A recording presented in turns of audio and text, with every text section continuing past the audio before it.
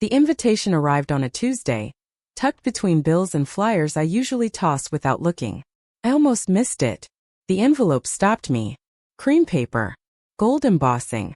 The kind of thing that never had my name on it. Isabella Ashbourne didn't get invitations like that. I opened it carefully, half expecting it to be a mistake. It wasn't. The annual Riverside Ladies' Tea. Hosted at the Fairmont. The event. The one people whispered about. Old money, polished smiles, quiet judgment. Women with perfect nails and louder opinions. Women like my sister-in-law Camille. Not women like me, who spent mornings trimming stems and afternoons sweeping petals off a shop floor. She called later that day. "Perhaps it's time we brought you into the fold, Isabella," she said, sweet enough to pass as kind. "You've been on your own for so long. The ladies would love to meet Dominic's sister." Something about it felt off. But at 55, after years of being quietly excluded, I wanted to believe her. I wanted just once not to be the afterthought. So I said yes. I bought a new dress. More than I should have spent. Powder blue. Simple. Clean lines. Something that didn't try too hard. I even went to the salon. Jenny noticed immediately when I closed up early that Thursday. "You look nice," she said, studying me a little too carefully. "But are you sure about this? Those women, they're not like us." I smiled like I believed what I was saying. "They're just people." She didn't argue. The Fairmont ballroom looked like something out of a magazine. White linens, crystal glassware, flowers arranged so precisely it almost offended me. Beautiful but lifeless. About 20 women stood in clusters sipping champagne, scanning each other the way people do when status matters more than substance. Camille spotted me right away. "Isabella, you made it," she said, her smile thin and polished. "How quaint you look." Quaint. She guided me to a table without waiting for a response. 4 women sat there, draped in jewelry that could have paid off my mortgage twice over. They looked at me like I was interesting. In a way people look at something they don't quite understand. "Ladies," Camille said, "this is Dominic's sister. The one I told you about." I didn't like the way she said that. I sat down. And then I saw it. The name card. Delicate calligraphy. Thick paper. Not my name. "The inconvenient one is here." For a second I thought I'd misread it. Then I looked up. Camille was watching me. Smiling. Around me the soft sound of stifled laughter. "Oh, Isabella," she said, tilting her head like she pitied me. "Don't look so shocked. We all have our place, don't we?" The laughter grew. "I just thought it would be amusing," she continued, "for the ladies to meet the black sheep Dominic has tried so hard to keep hidden." Something inside me went very still. Not loud. Not angry. Just clear. Every holiday I wasn't invited to. Every polite excuse. Every time my gifts disappeared into closets. Every time Dominic said, "It's just easier if you don't come, Bella." This wasn't an invitation. It was a performance. And I was the punchline. I placed my hands lightly on the table, steadying myself. "Well," I said, my voice calm enough to surprise even me, "if I'm going to be the day's entertainment." I looked straight at Camille. I might as well make it worthwhile. Her smile flickered. "Would you like me to tell them about the texts, Camille?" Silence. Not polite silence. The kind that drops like glass. Her color drained instantly. Across the room, Ginevra, the host, went rigid in her seat. "What did you just say?" Camille asked, but the edge in her voice gave her away. I hadn't planned it. For months I'd kept her secret. Told myself it was in my place. That saying anything would only make me look small. But sitting there being laughed at by people who didn't know a thing about me, that line had already been crossed. "The texts," I repeated, steady now. "Between you and Alistair. Ginevra's husband." A gasp to my right. A glass set down too quickly somewhere behind me. Camille forced a small laugh. "I think you're confused." Her hand trembled as she reached for her teacup. "No," I said quietly. "I'm not. I didn't rush it. 3 months ago you left your phone at my shop. I was trying to find your contact when a message came through. I let that sit. From Alistair." Ginevra was already on her feet. "I didn't read everything," I continued. "But I didn't need to." The room felt smaller now. Tighter. "I kept your secret," I said, looking at Camille. Even while you smiled at Ginevra like nothing was wrong. Even while you treated me like I didn't belong anywhere near you. I stood. Smoothed my dress. It suddenly didn't matter what I was wearing.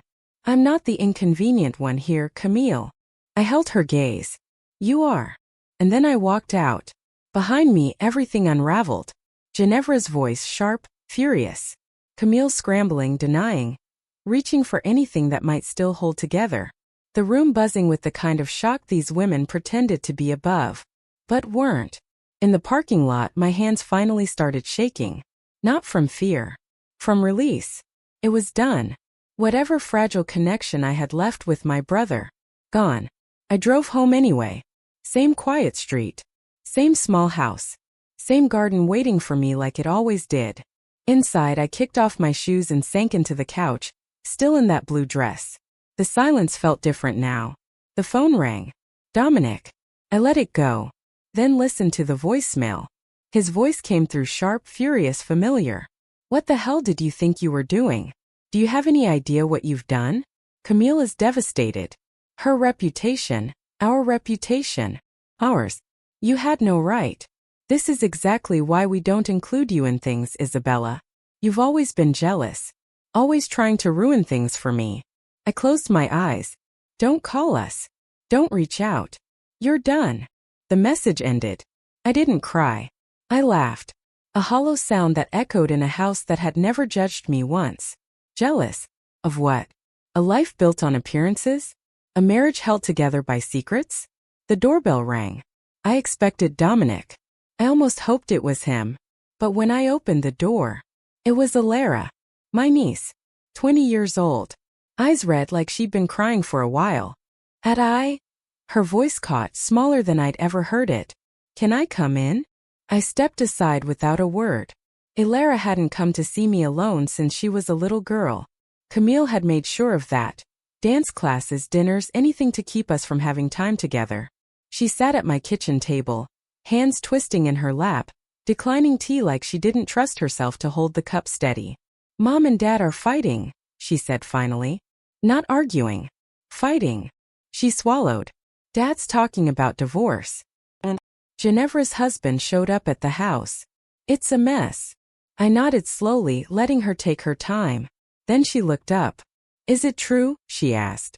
About Mom and Mr. Montclair? I exhaled. I only saw one message, Alara. Yes, I believe it is. She didn't react the way I expected. No shock. No denial. Just a quiet nod, eyes dropping back to her hands. I'm not surprised, she said. That landed heavier than anything else.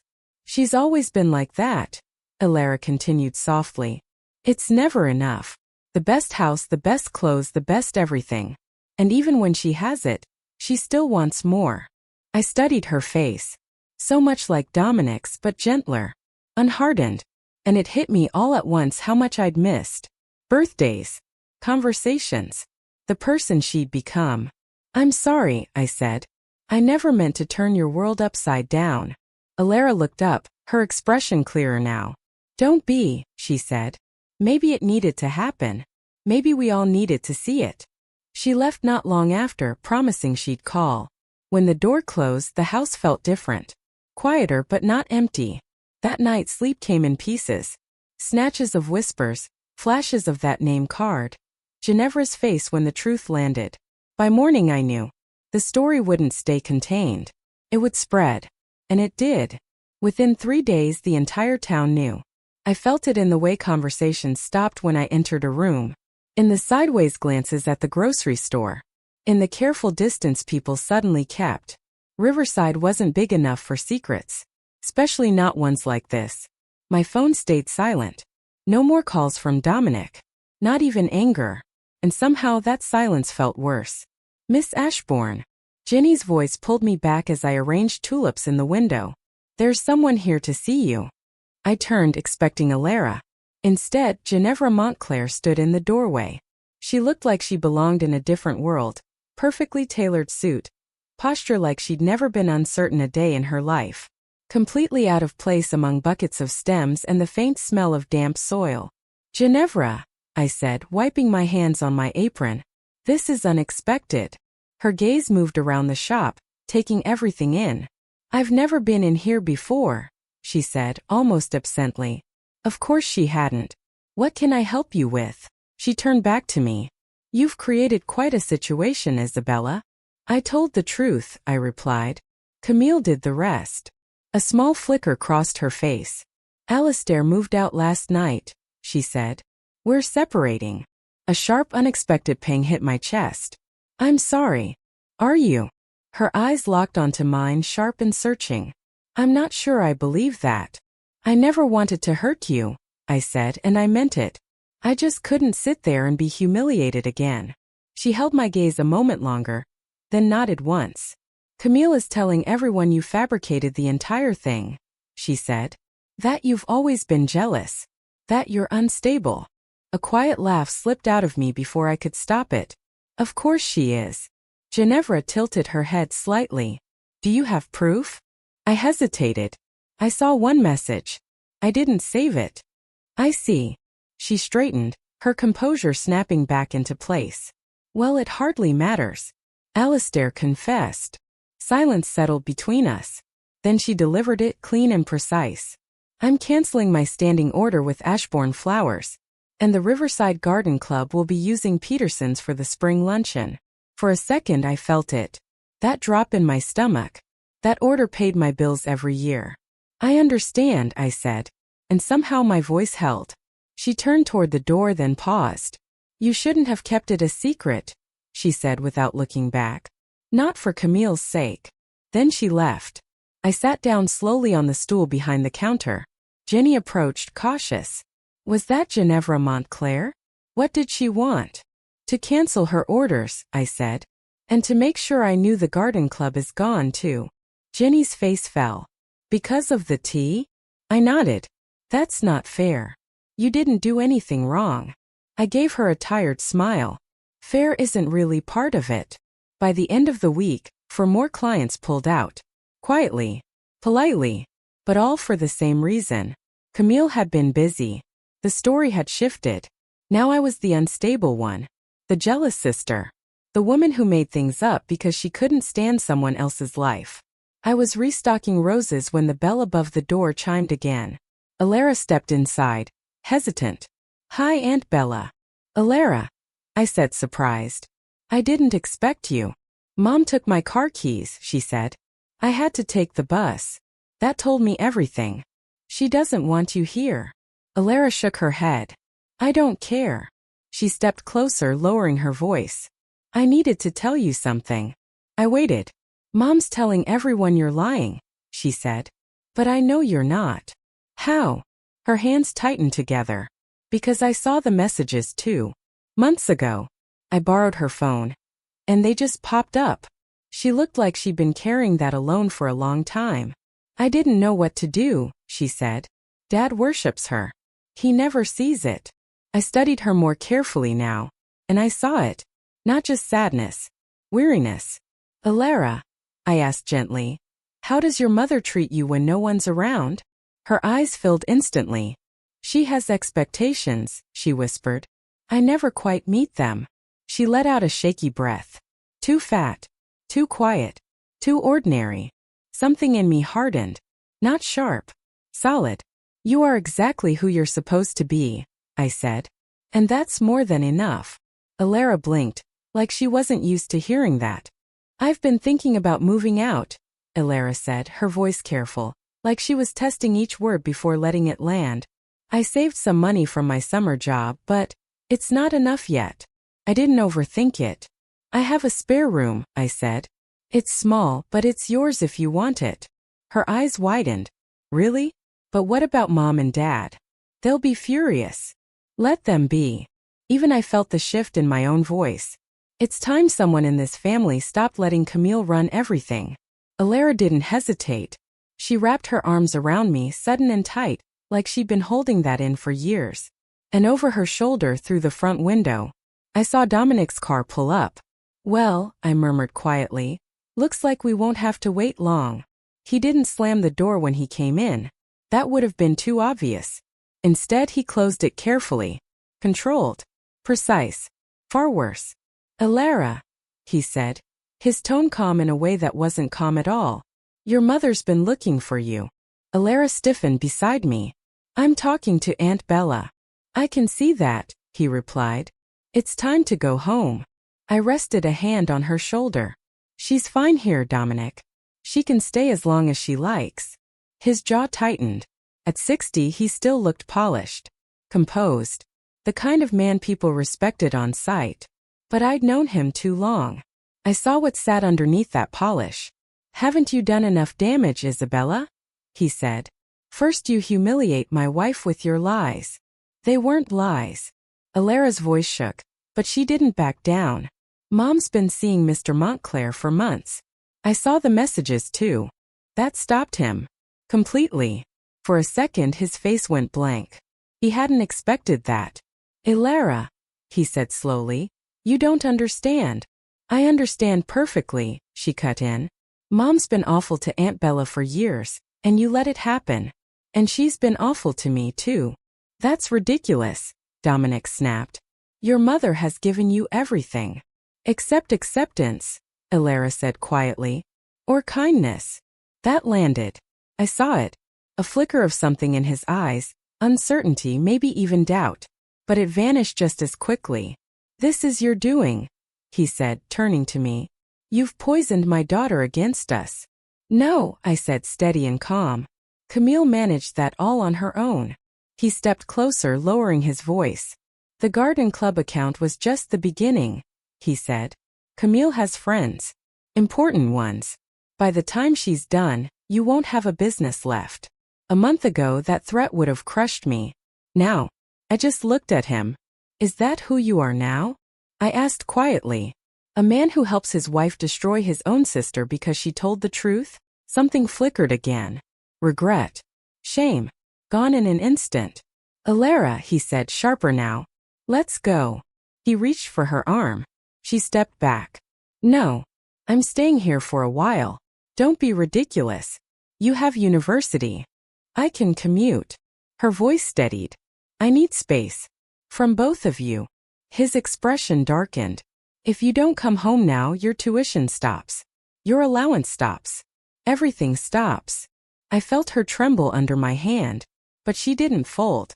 Then I'll get a job, she said. I'll take out loans. Like everyone else. That hit him harder than anything. He stared at her, like he didn't recognize the person standing in front of him. Then he looked at me. Cold. Final. Congratulations, Isabella, he said. You finally got what you wanted. My family turned against me. He turned and walked out. The bell above the door chimed, bright, almost cheerful. The complete opposite of what he left behind. That night, Alara settled into the spare room. I sat at the kitchen table with my books open. The numbers weren't good. With the garden club gone and other clients quietly pulling away, the gap was growing fast. If Camille kept pushing, I wouldn't last the summer. I was still staring at the figures when my phone buzzed. Unknown number. This is Ginevra Montclair. Can we meet tomorrow at 10? Riverside Park. I have a proposition. I almost didn't go. Almost. But curiosity won. The next morning, she was already there, sitting on a bench by the duck pond. For the first time, she didn't look perfectly put together. Thank you for coming, she said as I sat beside her. What's this about? She watched the water for a moment. I've left Alistair. For good. The divorce is moving forward. I'm sorry, I said quietly. She shook her head. Don't be. It should have happened a long time ago. Then she looked at me. You stayed silent for years too, didn't you? I didn't answer. I didn't have to. The Municipal Gardens fundraiser is next month, she continued. I'm chairing it again. That's a big event. It is. She reached into her bag and handed me a folder. I want Ashbourne Flowers to handle it. I blinked. 20 centerpieces. 6 large installations, she said. Details are inside. I opened it, scanning. My breath caught. That contract alone could stabilize everything. Why me? I asked. A small smile touched her lips, controlled, deliberate. Camille thinks influence is about who she can intimidate, Ginevra said. I think it's time she's reminded that she doesn't control everything. I looked down at the contract again. then back at her. "What do you say, Isabella?" she asked. "Partners." I felt something shift into place. Not fear. Not hesitation. Something stronger. I'd be delighted. When I left the park, the air felt different. Clearer. The road ahead wasn't going to be easy. Camille wouldn't let this go quietly. But for the first time, I wasn't standing alone. 3 weeks later, the morning of the fundraiser arrived bright and calm. I'd been up since dawn. White peonies. Blue hydrangeas. Ivy trailing just enough to soften the edges. Each arrangement placed with care. With intention. Alara worked beside me, adjusting stems, stepping back, studying angles. "You have an eye for this," I said. She smiled, a little surprised. "I think I like it." In just a few weeks, everything had shifted. At the shop, too. She'd suggested adding a small coffee corner. Simple pastries, fresh coffee. People lingered now. Talked. Came back. She'd taken over our social media, posting daily photos, telling small stories behind each arrangement. And slowly, quietly, the shop had started to breathe again. Business didn't bounce back overnight, but it started to shift. The younger crowd found us first, drawn in by Alara's updates, her photos, the little stories she attached to each arrangement. They stayed for the coffee, for the warmth, for the feeling that this place actually welcomed them. My work kept them coming back. Camille's shadow was still there, though. Just the week before, I'd heard she was telling people I used leftover flowers, that I overcharged, that I cut corners. Alara answered without saying her name. She posted videos, early mornings at the market, fresh deliveries, the way we handled every stem like it mattered. Because it did. Ginevra called again, Alara said, carefully setting a centerpiece into the van. "She wants everything perfect." "It will be," I said. But my stomach tightened anyway. This event would decide everything. Either I rebuilt my reputation, or I lost what was left of it. Jenny appeared at the back door. "There's someone here to see you." I wiped my hands and turned. Margaret Lewis stood awkwardly near the workroom entrance. I recognized her immediately. She'd been at Camille's table. Her laughter had been one of the loudest. "Margaret," I said, keeping my voice even. "What can I do for you?" She shifted her purse strap, suddenly unsure. "I wanted to apologize," she said. "For that day. I shouldn't have laughed." I studied her. No edge. No performance. Just discomfort. "What changed?" I asked. She hesitated. "Camille's been saying things about you," she admitted. "But then I saw your work at the Montclair Foundation dinner." She gave a small shake of her head. "It was beautiful. And I started wondering what else she might not be telling the truth about." Something quiet and steady warmed in my chest. "Thank you," I said. "I'd like to order arrangements for my daughter's graduation," she added quickly. "If you're not too busy." "I'm not," I said. And I meant it. By early afternoon, everything was in place at the Riverside Country Club. 20 centerpieces. 6 installations. Every detail exactly where it needed to be. The ballroom looked like spring had moved in and decided to stay. Soft greens. Cascading blooms. Light catching in glass and petals. Alive. Ginevra moved through the space, taking it all in. "It's perfect, Isabella," she said. "Better than I imagined." Guests would arrive in an hour. I started gathering my tools, ready to slip out quietly. Ginevra touched my arm. "You're staying." I blinked. "I wasn't invited." "You are now." She handed me a name card. I looked down. Isabella Ashbourne, written in the same elegant script. But this time, it was mine. "I can't," I said. "I don't have anything to wear." "I thought of that." She gestured toward a garment bag hanging nearby. Inside was a navy dress. Simple. Elegant. Exactly something I would have chosen, if I could have afforded it. Alara lit up when she saw it. "Aunt Bella, you have to stay. People need to see this." An hour later, I stood at the entrance, smoothing the fabric at my waist. People filed in. Some nodded politely. Some looked right through me. Old habits didn't disappear overnight. I was scanning the room for Ginevra when I heard my name. "Isabella." I turned. Dominic stood there, adjusting his cuff, looking uncomfortable. We hadn't spoken since the shop. "I did the flowers," I said before he could ask. Ginevra invited me to stay. His eyes narrowed slightly. Camille won't like that. I'm past caring what Camille likes. He shifted, glancing toward the room. Alara hasn't been answering my calls. She's busy, I said. Working. Studying. Living. He hesitated. Then quieter. Is she happy? That question didn't sound like him. Yes, I said. And for a moment something softened in his face. I found something, he said, reaching into his jacket. In Dad's old study. When we were clearing it out. He handed me an envelope. Old. Yellowed. Inside was a deed. A small piece of land on the edge of town. It was meant for you, he said. Dad left us each something. I looked up at him, stunned. Camille convinced me not to tell you, he added, almost under his breath. Said it would complicate things. Of course she had. It's not worth much, he said quickly. But it's yours. It always was. Before I could respond, Camille appeared. Her eyes locked on me instantly. And tightened. What is she doing here? She was invited, Dominic said. There was something new in his voice. Something firmer. By Ginevra. Camille let out a sharp breath. Of course. First you steal my daughter, she snapped at me. Now you're trying to take my place here too. I looked at her. Really looked. And for the first time, I didn't feel hurt. Or anger. Just clarity. I didn't take anything from you, I said calmly. You pushed Alara away all on your own. She opened her mouth, but I didn't give her time. And your reputation? I added. That wasn't mine to damage. A pause. Ladies and gentlemen. Ginevra's voice carried across the room, smooth and steady. Please take your seats. Dinner is about to begin. I turned away from Camille, the deed still in my hand, and walked toward table 1, where Ginevra and Alara were waiting. Behind me I heard Dominic's voice, low and serious. We need to talk, Camille. 1 year later I stood outside my shop in the spring sunlight. The sign above the door caught the light as Alara adjusted it.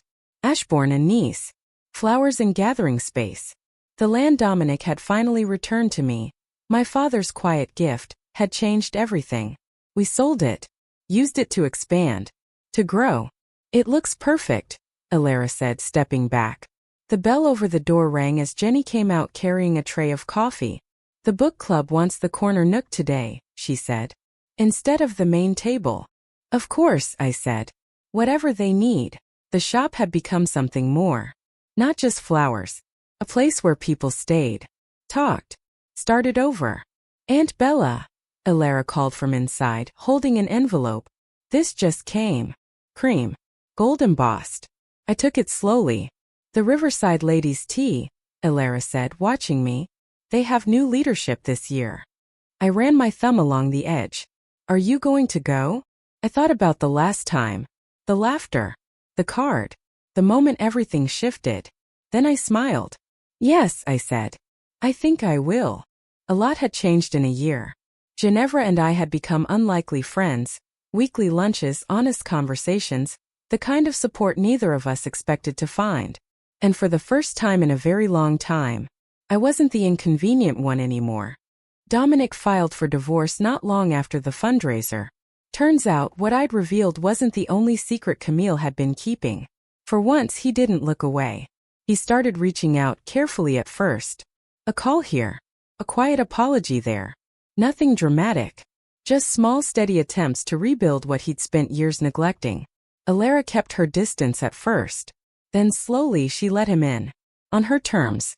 Camille left town within months. A place like Riverside had rules even for someone like her. In a bigger city she could reinvent herself. Start fresh. Control the narrative again. Last I heard, she was dating a divorced banker and telling anyone who'd listen how she'd escaped a small, suffocating town. I didn't miss her version of events. I had my own life now, and it didn't need her in it. I stopped being Dominic Ashbourne's inconvenient sister.